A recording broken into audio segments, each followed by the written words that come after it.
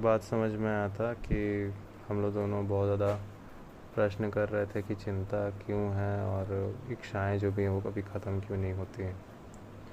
तो उस दौरान बोल रही यही जो इच्छाएं हैं किसकी है, जो ख़त्म नहीं हो रही किसकी है। तो बगल में बोलता है एक लड़का, एक काम करो ना, खुद को तुम मार लो, पता चल जाएगा किसका इच्छा है, सब इच्छा ख़त्म हो जाएगा। तो अल्टीमेटली 2 सेकंड में झटका लगा, वापस एकदम थप्पड़ पड़ा एकदम रियलिटी का। और सच में यही पता चला कि जो इच्छा है वो शरीर की है। इस वजह से शरीर की जो इच्छा है वो मिल के भी कुछ कमी रह जाती है। सिर्फ शरीर को कितना भी, मन भी वही है, विचार है जितना भी, एक इच्छा उठ रहा है मन में तो मन उसका विचार कर रहा है ना उस इच्छा का आखिरकार। तो वो जो विचार है, चाहे वो उसके बाद और भी विचार से होकर और भी सारे अंगों तक पहुंच जाती है इच्छा। तो पूरा एक सिस्टम काम कर रहा है विचार के साथ साथ।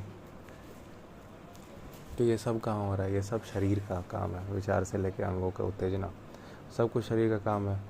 तो अल्टीमेटली इस वजह से हमें शांति नहीं मिल पाती है, संतोष नहीं हो पाता है, क्योंकि हम सब जानते हैं, हम लगता है कि गलतफहमी मैं नाम का किसी चीज़ को मिल जाएगा शांति।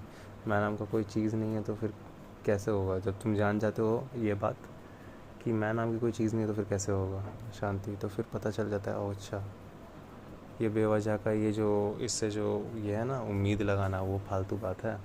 और उस वजह से तुम फिर उम्मीद लगाना बंद कर देते हो। तब पता चलता है कि जो मैं है जिसको तुम बोलते हो असलियत में वो बस जानने की ताकत है। यही जानने की ताकत जो तुम्हारी सारी की सारी क्लियरेंस तुमको कर देती है कि शरीर से मैं को कुछ नहीं मिल सकता है, संतुष्टि नहीं मिल रही है। वो जो संतोष है, शरीर से उत्तेजना होती है, अंगों को, शरीर को उत्तेजना होती है, ग्रॉस सटल दोनों।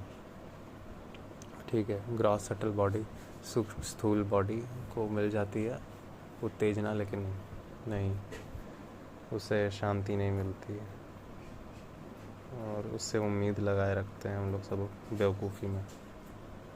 तो जान जाओ तो फिर उम्मीदें ख़त्म, सिर्फ सहज कर्म होता है, फिर बस कर्म काम होता है, जो ज़रूरी होता है वो आवश्यक होता है, वो चीज़ जान जाता है, वो चीज़ फिर खुद करते हैं।